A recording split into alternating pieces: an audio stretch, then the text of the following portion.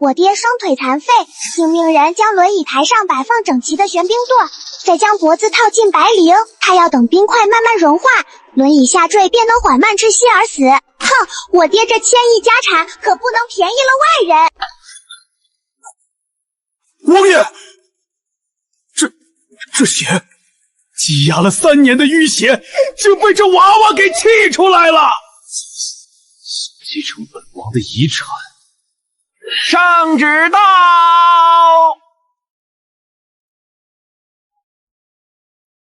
陛下急召安王进宫。这就是小郡主吧？陛下说了，要把小郡主也带上。陛下，那就是爷爷喽。听起来是个比爹更大的大腿。好，很好。进宫是吧？那就让皇帝好好看看他这个孙女是个什么德行。哇，就连这车帘上的流苏都是用珍珠串成的，我爹可真肥啊！看什么看？爹，我是怕这珍珠掉了，特意帮您看着呢。扔在这儿自生自灭吧。想甩掉我？没门！这可是进宫面圣、认证身份、锁定遗产继承权的关键时刻。爹，等等我！爹，你别丢下糖糖！那个坐轮椅的冷面王爷跑得飞快，后面跟着个泥猴子似的小团子。3年了，自从那次大战断腿后，朕这个最骄傲的儿子就废了，一心求死，谁也不见。今天居然为了一个孩子进宫。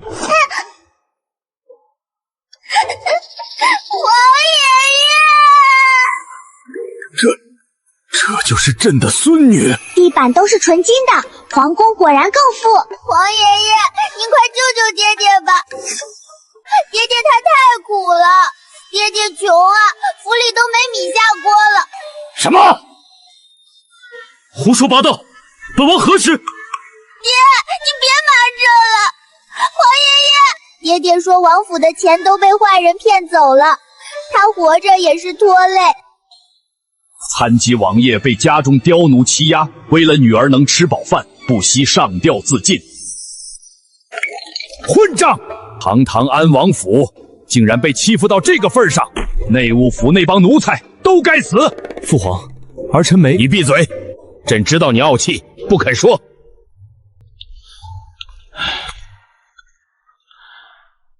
好孩子，苦了你了，这么小就知道心疼你爹。皇爷爷，糖糖不苦，只要爹有钱吃饭，糖糖吃土都行。来人，赏安王府黄金1万两，赐御膳100道，把那些克扣安王府用度的奴才全都给朕杖毙。黄金1万两，发财了！这波卖惨简直血赚！谢谢皇爷爷，皇爷爷万岁万岁万万岁！好一个大孝女，这哪里是来认亲的？这分明是想来气死我，好直接继承遗产的。好啊。皇上，永王求见，说是安王府流落在外的小郡主找到了，正带在身边呢。哦吼，那个假千金，我的好姨母苏婉柔带着那个冒牌货来了。安王府的小郡主找到了。皇爷爷，是有人来找糖糖吗？参见父皇。灵儿，快叫皇爷爷。皇爷爷，灵儿好想你呀。这怎么又来一个？哎呀，这哪里来的小乞丐？怎么能在御书房这种地方？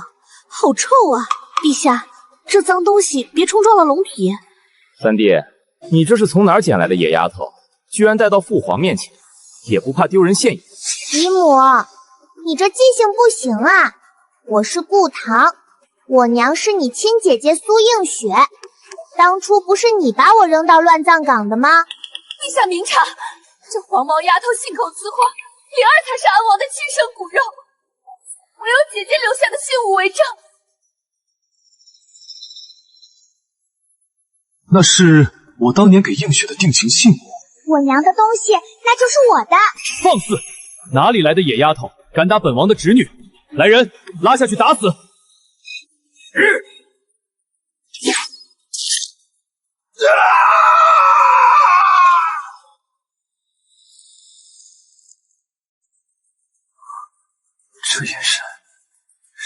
杀的敌国胆寒的战神，他不是废了吗？本王还没死，什么时候安王府的人轮到你们来管教了？虽然他是个残废，虽然他脾气又臭又硬，但这会儿好像还挺帅的。还愣着干什么？那块玉佩也是你的遗产，不抢回来等着过年。好嘞，爹！啊呜！快把我娘的东西还给我！爹说了，这是我的遗产，都是我的。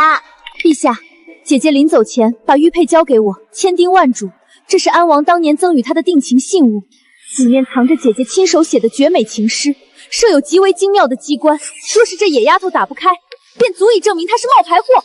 父皇，三弟妹当年也是京城有名的才女，她留下的机关定是风雅至极。这野丫头一身市井俗气，只知道要钱，怕是连这玉佩的边儿都摸不透。情诗，映雪当时接过玉佩，只看了一眼，就嫌弃的放在桌子上了。皇爷爷，我试试。要是我打不开，刚才夺的金锁金钗、安王府继承权，我都不要了。哦，若是打开了呢？好，你要是能打开，脑袋给你当球踢都行。我要你的头干嘛？又不值钱。发财发财，招财进宝，天灵灵地灵灵，太上老君急急如律令，开！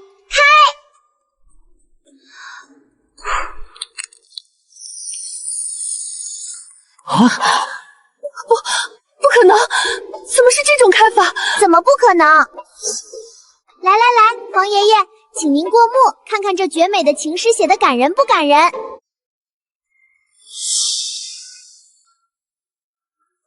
哈哈哈哈哈哈！墨渊啊，这确实是你的笔记吧？欠条，顾墨渊欠苏映雪黄金1万两。哈哈哈哈哈哈！朕记得你当年的字就是这么风骨峭拔。哈哈哈哈哈哈！身份确实无疑了，但这该死的羞耻感是怎么回事？爹，证据确凿，白纸黑字，你欠我娘1万两黄金。如今娘不在了，按照大钱律，我就是第一顺位继承人。父债子偿，不对，是父债女偿。爹，这都过去4年了，利滚利的，怎么也得2万两了吧？您是付现金还是打欠条？那纸条上的日期，这是姐姐失踪前夕。来人，把这2个欺君罔上、混淆皇室血脉的蠢货插出去！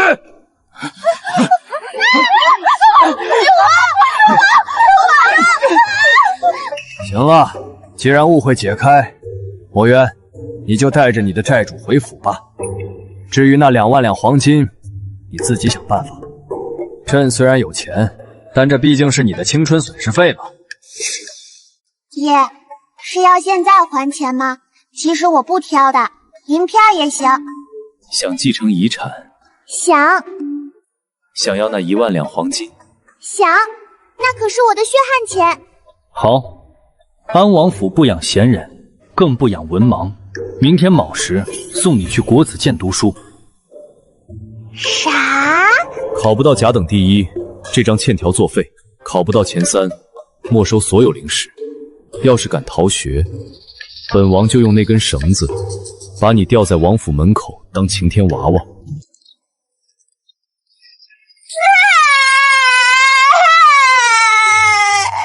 爹，我觉得还可以再商量一下，爹。虽然没死成，但这日子似乎也没那么难熬了。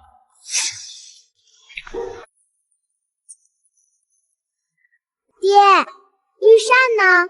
皇爷爷不是赏了100道菜吗？怎么连个响都没有？御膳房送来至少要1个时辰。至于府里的厨房，连老鼠都饿死了。你想吃空气吗？啊！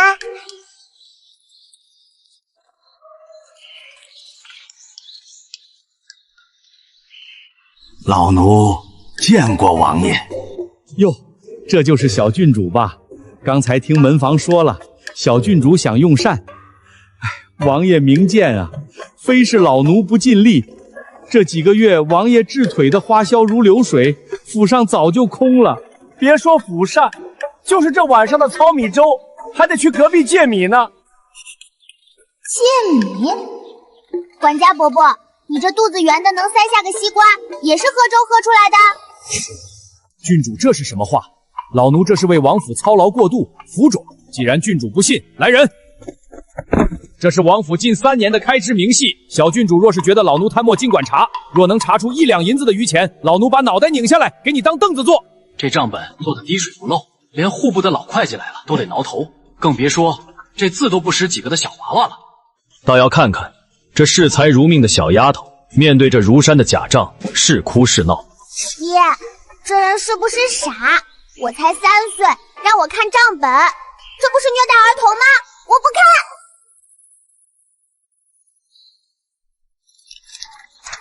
小郡主既然看不懂，那就别怪老奴无能为力了。今晚只有冷水馒头，爱吃不吃。慢着，我是看不懂账本，但我鼻子灵啊。你身上有巨福楼脆皮烧鹅的味道，还是刚出炉不到半个时辰的，还有这酒味。10年陈的女儿红掺了点桂花蜜，只有城南醉仙阁才这么卖，5两银子一壶呢。这野丫头属狗的吗？你说王府没钱买米，你自己却吃香喝辣，这说明什么？几位叔叔，皇爷爷说了，这王府是我的遗产，现在有人偷我的钱，那是欺君之罪吧？郡主此言当真？当真，简直比真金还真。那个屋里查账怎么说来着？对，抄家，给我搜他的身，搜他的房。你敢！我是王府的大管家，是王爷的乳母举荐的人，没有王爷的命令，谁敢动我？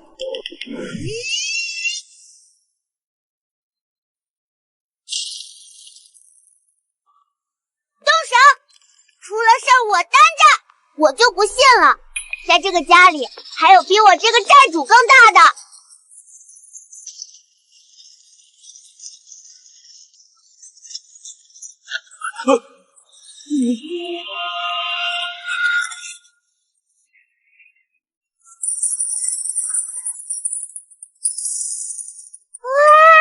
好多宝贝呀！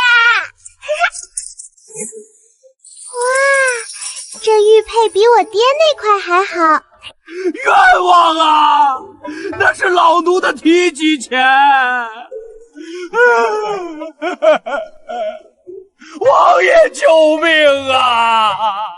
大钱户部1000两的银票竟然有2张，这老管家的房间里肯定有更多宝贝。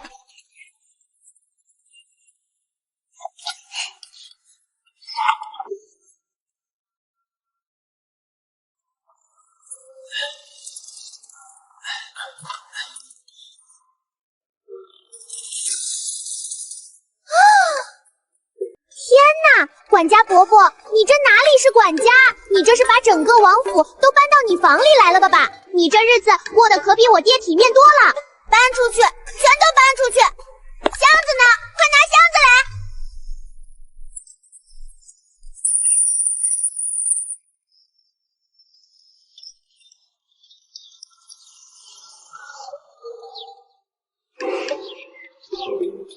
来！怎么，这就是你要继承的遗产？见者有份嘛，爹，拿着，这是赃款。这小娃娃还挺能干。不对，这是精神损失费。第一次有人给我钱，以往那些人要么想骗权，要么想夺命，只有这个女儿，虽然满口遗产，却在夺钱的第一时间分了我一半。本王连药都喝不起的时候，你在吃烧鹅？王爷饶命，老奴只是一时糊涂。多亏姨娘提点，已将安王府库房搬空，只待王爷归西便可。咦，爹，这姨娘是谁啊？是不是那个坏女人苏婉柔？通敌卖主，这是死罪。这不仅是贪财，这是把我当傻子耍，当猪宰。拖下去，杖毙，把他的家产全部充入库房。爹，是入我的库房，你那份刚才已经给你了，不能反悔。随你。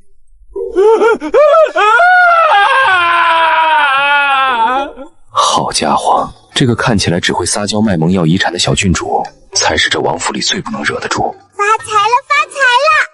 抄家果然是致富的最快途径。照这个速度，把王府里那些吃里扒外的蛀虫全抄一遍，我是不是就能提前拿到遗产啦？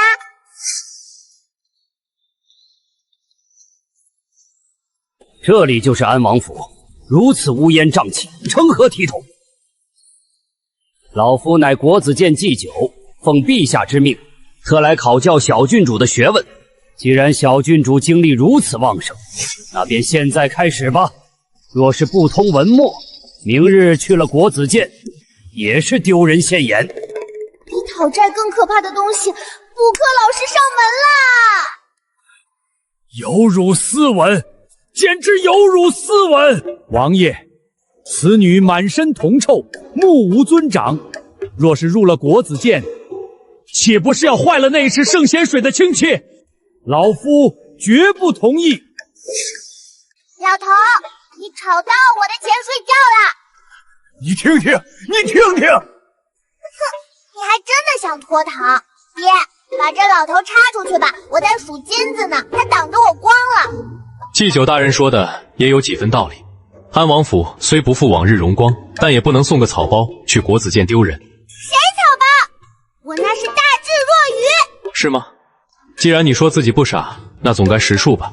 若是连基本的算学都不通，这万两黄金你也算不明白，放在你手里也是浪费，不如充公。哼，你想得美！出题，现在就出。算错一个铜板，我把头拧下来给你当球踢。哼，好个狂妄的黄口小儿！既然你不知天高地厚，那老夫便考考你。听好了，大前北境有驻军10万，需从京城运粮，路途3000里。征伐民夫5万，每名民夫负重6斗，每日耗粮2升，大军每日耗粮2000担。若要保证大军1月之粮，除去路上损耗与民夫口粮，运抵边关时，需从京城发粮几何。这哪里是考教3岁稚童，分明是科举算学压轴大题，甚至还涉及统筹与损耗，稍有不慎，便是差之毫厘，谬以千里。这老东西下手还挺狠。等等，民夫也是人，回城不给饭吃吗？还有，这粮草是精米还是糙米？折损率按多少算？还有中间商吃回扣吗？这得算进成本里呀。按旧例，无回扣，精米速算。哦，那就是理想状态下的模型喽，真不严谨。来人，取算筹来。不用那破棍子，太慢了。55256848，民夫损耗做分母，总成做分子，积分不对，这里用不上积分，直接套公式。时需发粮643200担又5斗。这怎么可能？若按现在京城市价，一袋精米1两3万银子，折合白银836160两。而且这个运输方案亏大了，简直是败家子。胡言乱语，何来败家之说？笨啊！3000里的路你用人背，民夫吃的比背的还多，为什么不征用牛车？一辆牛车能拉10担，耗粮只有民夫的1半，换成牛车还能再省10.2万两白银啊！不可能，带老夫算来，一定是蒙的。去搬吧，都搬我屋里去。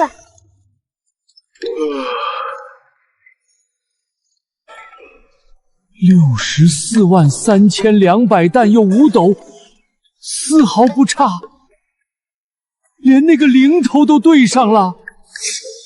怎么可能？心算时息，这简直是妖孽！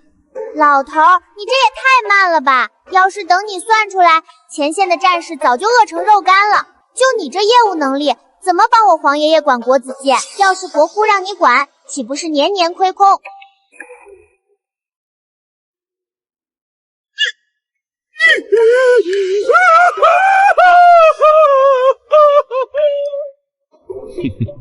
祭酒大人，看来本王的女儿虽然不通文墨，但在爱才这件事上确实天赋异禀。这算学一科还需要修习吗？王爷，此女虽有小聪明，但毫无德行，更需入国子监严加管教。切，玩不起。爷，怎么样，没给你丢人吧？那万两黄金是不是可以归我啦？贪财、聪明，还不要脸，还真是像极了那个人。不错。耶！既然算账算得这么清楚，那正好，明日去国子监，除了读书，顺便把这些账都给本王收回来。收不回来，你就别想吃饭。对了，不仅要收本金，利息也得按你刚才心算的标准来。爹，您放心，这活我熟，咱们亲父女明算账，55分。19。爹，你也太黑了吧！那是本王的本金。哼，那是我凭本事要回来的。顾小棠，这可不是小数字。皇长孙萧启借银3000两。28。46。成交。明天开始，京城那些纨绔子弟要倒大霉了。读书不存在的，我是来上班的。那是谁家的？安王府的吧？你看呐，破马车，那个3岁的野丫头，安王疯了吧？送她来国子监。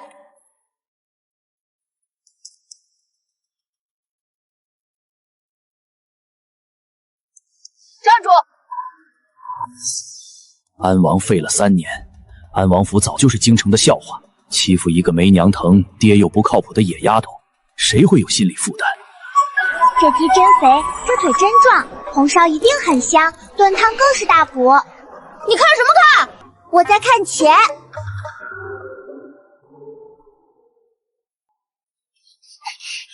喂，你干什么？萧启，你还有脸挖鸡？啊，这野丫头怎么这么大胆子？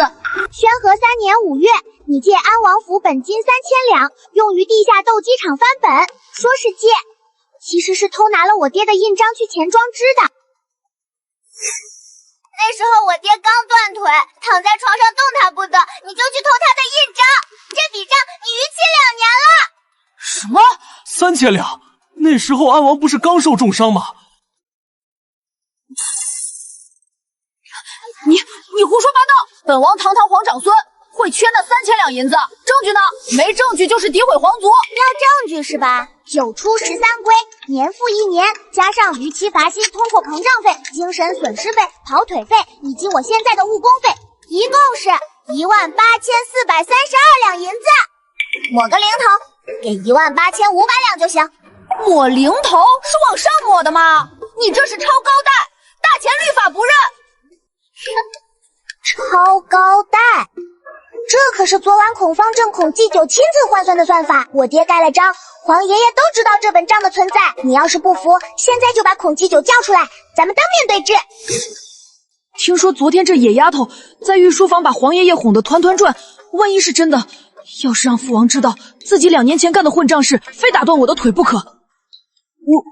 我现在没带那么多钱，改天还你。这是承认了。我爹说了，概不说账，没钱还债，那就肉偿吧。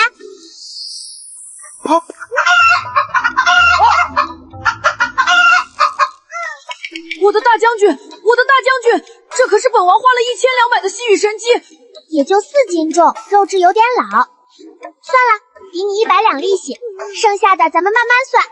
礼部尚书家的李公子，听说你拿我爹的寒江独钓图去抵了赌债。户部侍郎家的小儿子，你上个月是不是偷喝我爹埋在树下的女儿红？下一个是谁？快跑！这沙丘在点名。这哪是郡主啊？这是阎王爷派来的讨债鬼吧？我的大将军，我的面子全没了。哼，一群穷汉。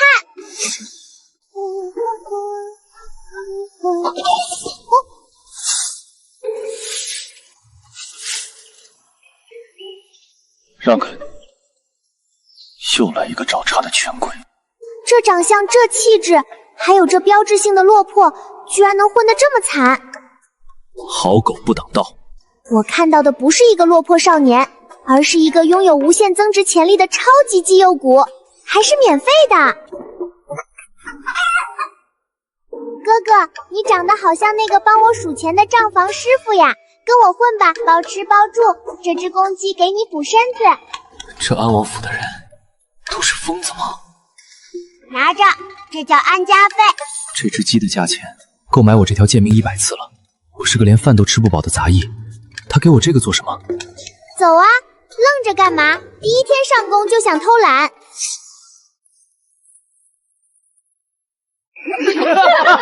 安王府连个像样的书童都顾不起了。这种眼神太熟悉了。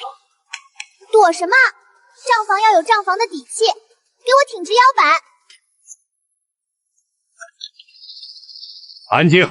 孔祭酒特意交代过，绝不能让这满身铜臭的野丫头在国子监好过。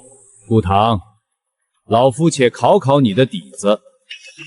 盐铁论开篇，即言国之重利，你将论却言之法这一段背诵一遍，若错一字，戒尺10下；背不出，便滚去院中罚站1整日。盐铁论那玩意儿晦涩难懂，别说一个3岁的女童，就是在座的这些10岁少年，能通顺读下来的也没几个。这摆明了是往死里刁难。夫子，这杂役手脚不干净。皇长孙殿下清早刚丢了价值1000金的金甲大将军，转眼就落到了他手里。国子监岂能容忍盗贼？知道斗鸡是怎么来的，这是那丫头讲的。但此刻所有的脏水和杀意都泼向了我。我这种身如草芥的杂役，权贵们想碾死，连个理由都不需要。更何况现在人赃俱获，只要打不死，就还能……盐铁论是吧？不就是算国库的进项吗？背多没意思，我给你算算账。荒谬！经典岂是算？大钱盐铁官营，沿海主盐，1斤盐的本陈是3文，卖给百姓1斤20文，利润6倍。但这叫赚吗？不，沿途州县设卡36处，层层盘剥，过路费抽走3成，运抵京城，仓储漂没又报损2成，20文的盐，国库只能收进4文。这盐铁论写的不是治国，写的是大钱这帮蛀虫的贪墨明序表。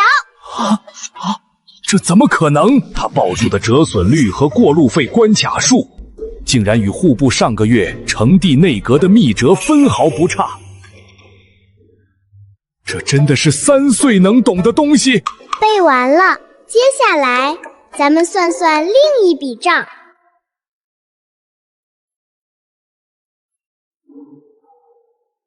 赵德柱，户部侍郎赵光宗第3子。宣和4年9月，你在长乐坊赌钱输红了眼，找我安王府借了本金5000两。你胡说什么？还不承认？按照当初立下的契书，9出13归，逾期2年不还，连本带利。你现在欠我安王府8360两白银。他每天经手的流水能买100只鸡，那鸡白送他炖汤，他都嫌塞牙缝。赵德柱，你忘了你欠的欠款了吗？8000多两的巨款，要是被我爹知道，非扒了我的皮不可。王府的印章白纸黑字盖在账本上，那是赖不掉的铁证。郡主饶命，那钱我还，别告诉我爹。堂堂户部侍郎之子，被一个3岁女娃用一张账单逼得当众下跪。安王府那账本是个什么邪物？算盘一响就让人跪了。那是我13年的人生里从未见过的风景，把我从烂泥地里拉了出来，并在我身上贴了一个安王府私有财产、闲人免动的标签。我是账房。简直放肆！顾唐，你敢在国子监逼迫同窗下跪，此等行径与市井泼皮何异？你不是自诩算账厉害吗？孔祭就有令，半月之后便是国子监月考。你既然入了国子监，就必须下场。你若不能在算学和策论上堂堂正正赢过灵儿郡主，你就给老夫滚出国子监，并且交出你手里的那本妖账，从此不得踏入长街半步。顾灵儿可是自幼请大儒启蒙的才女，顾唐一个刚会数数的3岁孩童，怎么可能赢？这摆明了是要借此机会彻底废了安王府的翻盘资本。真的假的？这谁知道啊？沈不凡，我们发财了！哥，这月考代考的生意你接不接？赢了，全京城的欠款，我的抽水就算你半成。代考？他找个杂役代考？我看这安王府是真穷疯了，病急乱投医，荒唐！滑天下之大稽，国子监月考，乃是朝廷选拔栋梁的基石。你一个大字不识的下贱杂役，也敢妄图染指考卷，这是把孔圣人的脸面踩在泥里践踏！把那幅漕运折损核算图挂出来，老夫今日就要让这不知天高地厚的丫头看看什么是学问。是。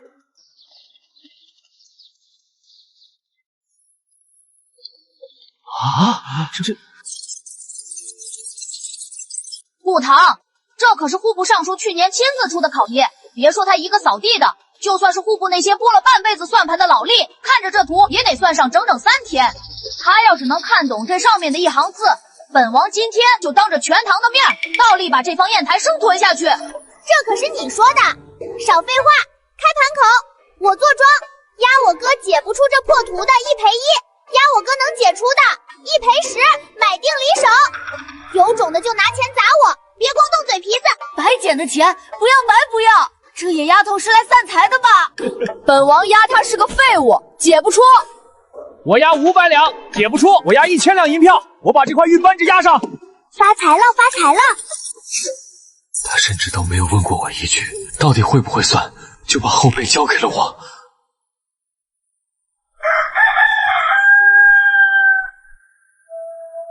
哼，装模作样。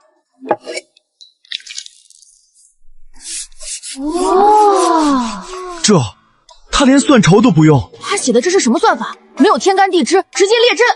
哇！解好了。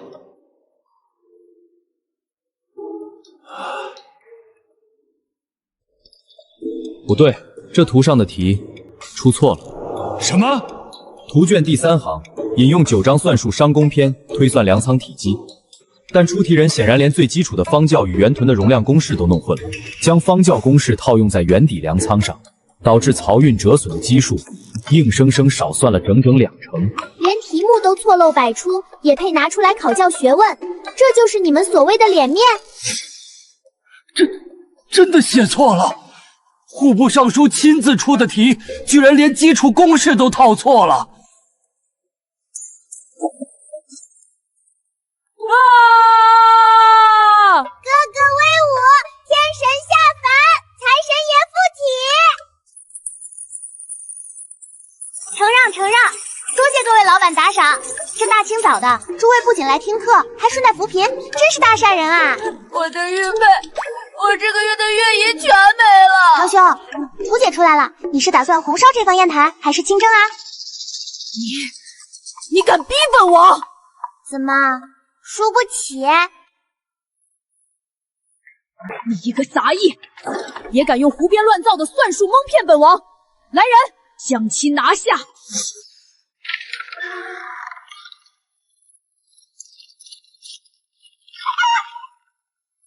在国子监，这群权贵解决我，比踩扁一只蚂蚁还容易，但我不能退。哥，不要怕！住手！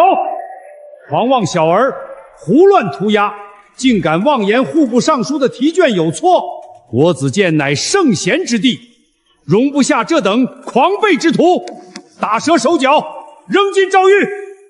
就是一个扫地的，懂什么9章算术？哈哈哈哈，肯定是瞎猫碰死耗子蒙的。打折他！这等杂役活着也是浪费米粮。王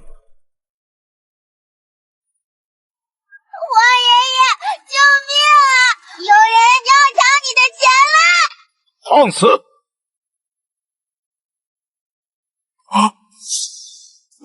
拜见吾皇万岁！陛下怎么会微服出巡？怎么偏偏在这个时候？皇爷爷，他们赖账不还钱，还骂我是要饭的，不仅说我姓沈的账房先生是贼，还要把他打死。您的孙子说好了要生吞砚台，现在也不吞了，他欺君啊！袁启，你要打死谁？皇爷爷明鉴，是这，不是小君主，是他伙同一个杂役作弊，辱骂夫子，污蔑朝廷命官出的考卷，孙儿只是维护国子监清誉。精妙绝伦，旷世奇才，孔祭酒，你好大的胆子！如此浅显的算法谬误，旁人一眼便能识破，你却浑然不觉。户部重臣耗时整日，竟不如一位布衣用心，尔等实在失职。愿赌服输，既然输了，那方砚台你便亲自舔舐干净。舔！啊！你们竟敢！拿着，刚才说好的，分你半成。从今往后，我的命便是他的。不对，这等常用的仓储折损公式，就算是户部刚入职的书吏也不会弄错。臣不知，30个老吏齐算，不可能看不出这个错漏。这绝非算错，将原屯按方教计算基数，便凭空多出2成，这是借损耗之名私吞北境大军的军饷粮草。皇爷爷，那个，既然我哥帮您查出了这么大的贪腐案，挽回了上百万两的损失，这追回的赃款，您看能不能按10%给我结一下反贪奖金？哈哈哈哈！反贪奖金，朕的国库都被这群蛀虫搬空了，你还敢来薅朕的羊毛？想要钱，自己去抄，持朕金牌令箭，龙香卫任你调遣，给朕把户部查个底朝天，查出来的赃款，朕分你1成。诸位，新鲜出炉的免死金牌，开过光的摸一下10两银子，包年98折，要不要沾沾喜气，保佑你们老爹不被抄家？陆叔叔，搞快点，去晚了赵老头该把金子融成尿壶了。小郡主，他在销毁账册，这气味是宣纸与墨燃烧的味道。哼，此地无银300两。陆叔叔，开门！文明点，别把门板踹裂了，那可都是我的遗产，不对，是我的奖金。撞！圣上误我，圣上误我呀！老夫呕心沥血整理户部历年弊端，正欲上奏，不料老奴昏聩，竟走水烧了书房。老夫正痛心疾首，尔等竟持兵戈入室，是要羞辱我这一门清廉吗？这老头演技可以啊！小郡主，库房里除了几袋糙米和2捆柴火，1两银子都没搜出来，地窖也空了。这老狐狸早有防备，若是搜不到实证，明早文官的唾沫星子能把安王府淹了。一群毛头小子也想跟老夫斗，我早就把家产转移干净了。好个黄毛丫头，拿着鸡毛当令箭，你要抄家？好啊，老夫今日便撞死在这石柱上，看天下读书人如何口诛北伐你那个残废爹！老头演过头了，哥，别管那些了，请你帮这位大人好好算一算，这尚书府的耗费明细。大前正一品官员岁俸10080两，赵大人入朝30载，不吃不喝合计30万2千两银子。正堂立柱外是普通漆料，内里实为珍稀金丝楠木，一根市价2万5千两。此处共有12根，共计30万两。这院里的假山石看似寻常，实则是江南特供的太湖奇石，一石运费1两银，这片石阵光运费便要6万两。天啊，这赵府用金丝楠木做柱子，还说没钱！天哪，这一根柱子够咱们全城百姓吃1年肉了！乖乖，那是祖上余荫。先祖随先帝征战，这乃是朝廷赏赐。你们无凭无据，怎能私闯民宅？要证据是吧？陆叔叔，这种空心墙一般怎么开？空心墙？你想干什么？这是老夫的祖宅，你敢动我一砖一瓦，老夫就……我就拆！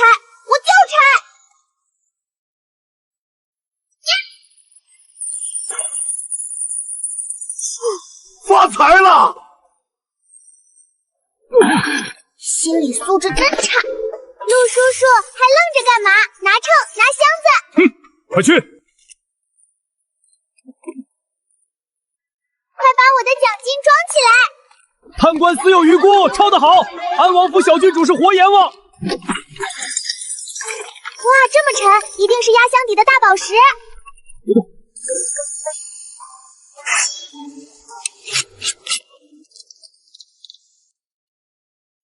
这个赵维远不仅仅是贪官，他还是3年前那场几乎埋葬了我爹，让安王府坠入地狱的通敌帮凶。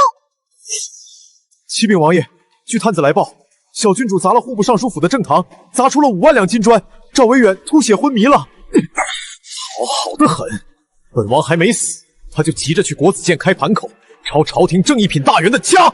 这大孝女真当满朝文武是纸糊的，备好家法，等他滚回来，本王今日非打折他的腿不可。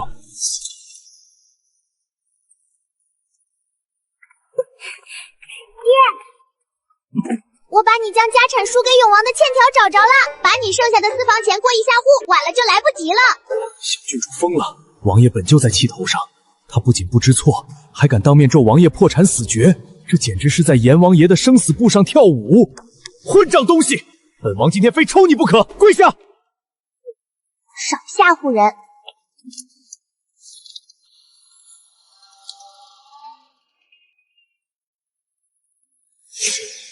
3年前，10万北境铁骑全军覆没，我的双腿也被敌军的马蹄应声踩断。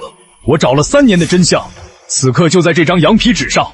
原来不是敌军狡诈，而是我的好兄弟永王萧玄联手户部尚书，将我军的粮草和伏击点尽数卖给了外敌。国仇家恨，10万亡魂的惨叫在耳边凄厉回响，如岩浆般炽热的悲愤在疯狂撕咬。看清没？这烂摊子本宝宝可不继承。王爷跪天了！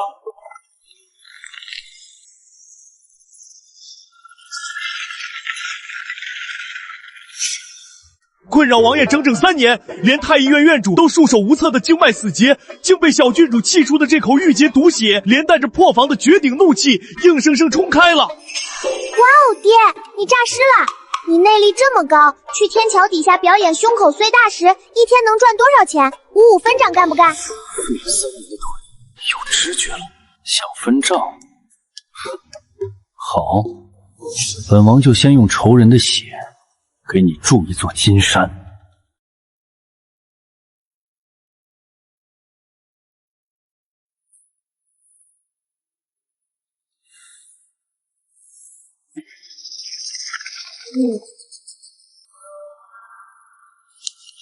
王爷，赵维远被抄家，密信入安王府，立刻封锁城门，调集所有私兵，拿本王虎符去京郊大营调兵，不惜一切代价，今夜踏平这安王府。外面的叛军兄弟听着，你们已经被我一个人包围了。现在办理放下屠刀立地成佛超级套餐，只要9980两，包你们人头不落地哦！支持银票地契，当场结算。破门！拿下那废物妇女2人，寻出布防图，即刻销毁，一只苍蝇都不能放出去。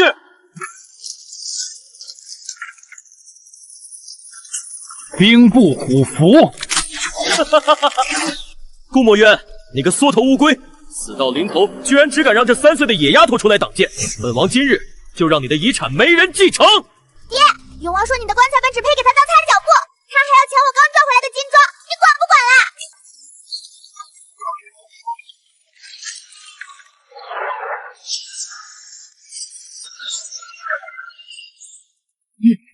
你的腿，你居然站起来了！这绝不可能！杀了他，给本王乱刀砍死他！本王站起来了，就是为了给我女儿筑金山的，你算什么东西？这强势的威压，这熟悉的杀气，安王战场杀敌的英勇模样再次出现了。我们的战神回来了！末将参见战神。末将参见战神，参见战神！大势已去。各位叔伯，造反未遂也是重罪哦，免死金牌摸一次1万两，看在我爹的面子上打个8折，支持地契抵押和分期付款哦，手快有手慢无啊！前面那位小胡子叔叔，我看你印堂发黑，必须摸2下转运。这是刚才那个差点被射成筛子的小郡主，她怎么在卖免死金牌？我跪在这里，是认主归宗，还是来逛庙会的？武堂，给本王滚回来！王爷且慢，末将今夜接到兵部调令前，在城郊截获此物。这是苏映雪当年失踪时贴身佩戴的玉镯。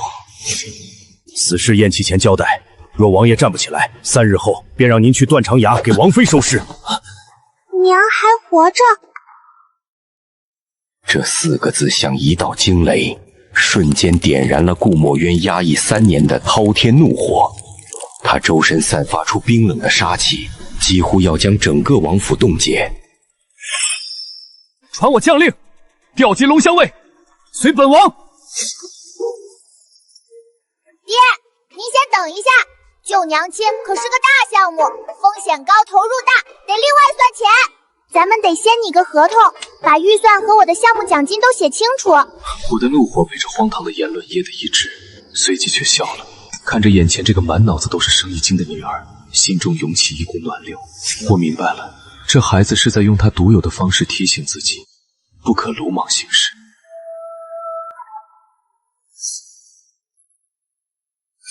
黑衣人挟持的女子，难道是苏映雪？本以为顾墨渊会带兵强攻，没想到来的竟是这个视财如命的黄毛丫头。钱都在这儿了，放开我娘！别急呀，我得先验验货。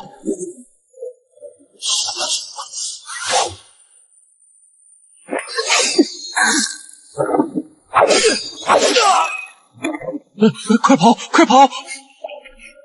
娘亲，我好想你啊！我不在的这几年，你不仅没赚到钱，还欠了女儿这么多债。上面罗列的一系列款项，这都是我应得的。